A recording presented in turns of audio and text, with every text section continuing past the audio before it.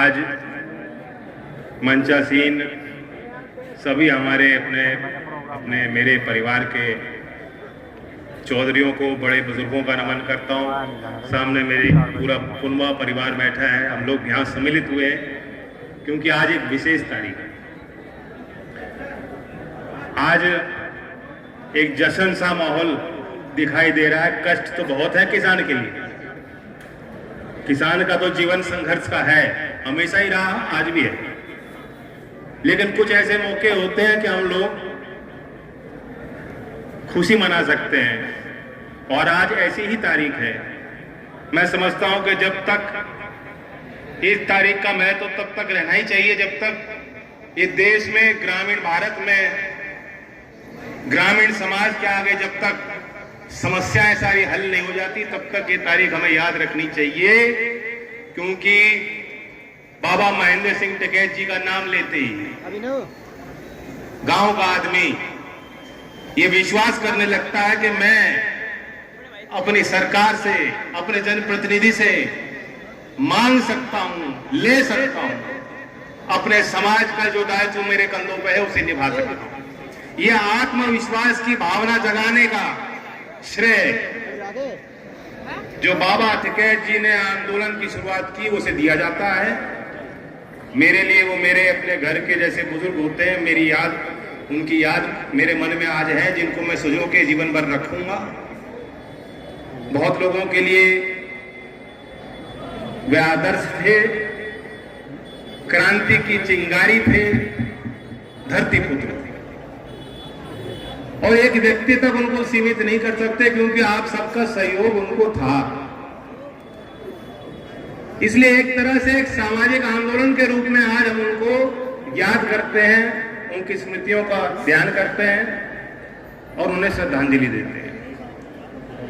आप सब जो वहां बैठे हो, आज पीछे मुड़कर अपने जीवन में आप गौर करोगे, देखोगे जो उस समय बुजुर्ग थे वो तो कम ही होंगे आज, लेकिन जब आंदोलन की शुरुआत हुई जो जवान थे, याद करो वो दिन, याद करो वो पल। आपके जीवन का बहुत बड़ा हिस्सा आपने उनको दिया। और कैसी मासूमियत थी, मासूमियत ही कहोगे उसको, भावना के बाबा टिकैत ने कहा कि बैठो, और सारे काम छोड़ के, परिवार छोड़ के, अपने जिम्मेदारी छोड़ करके आप लोग उसमें जुटे। ये मासूमियत थी, ये एक ईमानदारी थी, ये एक जुनून था। आज भी अगर पूरे देश में कोई ऐसा समाज है जो इतना मासूम मुझे दिखता है, जो अपने व्यस्तताओं को छोड़ के, अपने जीवन की सारी चीजों को भुला करके विश्वास करना जानता है, क्यों जो आदमी दूसरे पे विश्वास नहीं कर सकता, जो आदमी बड़ों का आदर और सम्मान नहीं कर सकता, जो पगड़ी का सम्मान नहीं कर सकता, वह कमजोर होता जाता है। लेकिन मासूम और ईमानदार गांव का आदमी आज भी मुझे दिखता है कि अगर समाज के लिए कुछ करना, मरने की बात हो तो किसी से पीछे नहीं। ऐसे ग्रामीण समाज के एक बड़े नेता रहे बाबा महेंद्र सिंह टिकैत को मैं श्रद्धांजलि देने आया हूं, और इस मंच पे आकर आज भी वो ईमानदारी, वो मासूमियत गांव के लोगों में है। एक दूसरे का सहयोग करने की भावना है, और नहीं होती तो सारे अपने विवाद भूल करके आप लोग क्या 13 महीने इतनी ताकतवर सरकार के विरुद्ध लड़ाई लड़ सकते? संभव नहीं था। शायद 35 साल बाद ऐसा आंदोलन देश ने दोबारा देखा, ऐसा माहौल देश ने देखा। हम तो बटे पड़े हैं।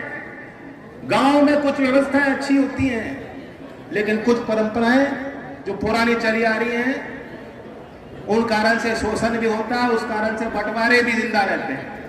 आज भी जाके गांव में जाके देखेंगे तो वाल्मीकि का मोहल्ला अलग होगा, जाटों का मोहल्ला अलग होगा, चौपाड़ अलग होंगी। कभी कभी तो इकट्ठे बैठ के बात करते हैं। कुछ गांवों में आज भी मैं देखता हूं, महसूस करता हूं कि बढ़िया माहौल है। जब गांव का फैसला करना होता है तो इकट्ठे बैठते हैं, लेकिन कुछ व्यवस्था अभी भी बंटवारे की चल रही है। लेकिन ये जो आपने आंदोलन छेड़ा, क्यों? कुछ सवाल किसान का, सवाल किसान के अस्तित्व का था।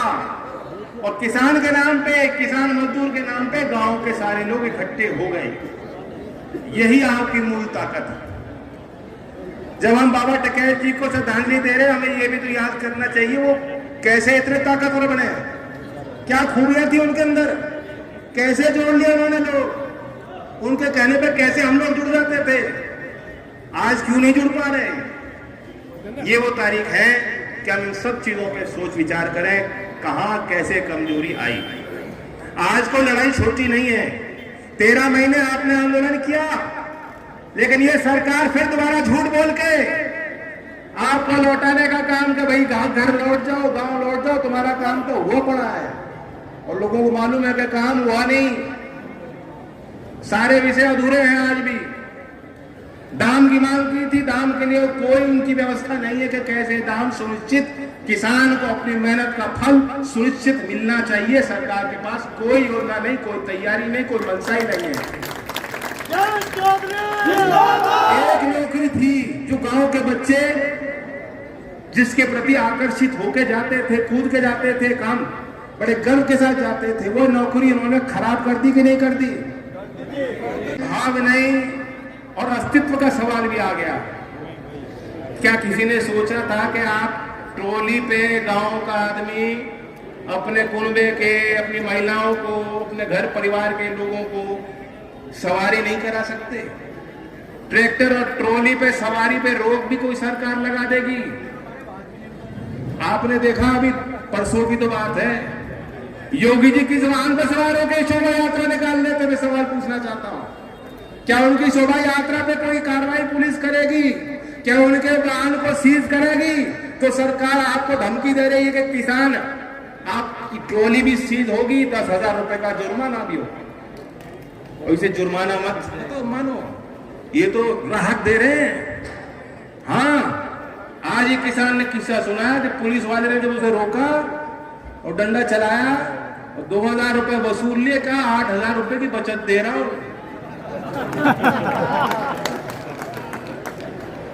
ये भी हो सकता है कि प्रधानमंत्री किसान सम्मान योजना के नाम से 8,000 की घोषणा हो जाए। जमाने बिल्कुल उलट पलट चल रहे हैं, ऐसे ही चल रहे हैं। तो संभाल लो, इस परिवार को संभाल लो, अपनी ताकत को पहचान लो।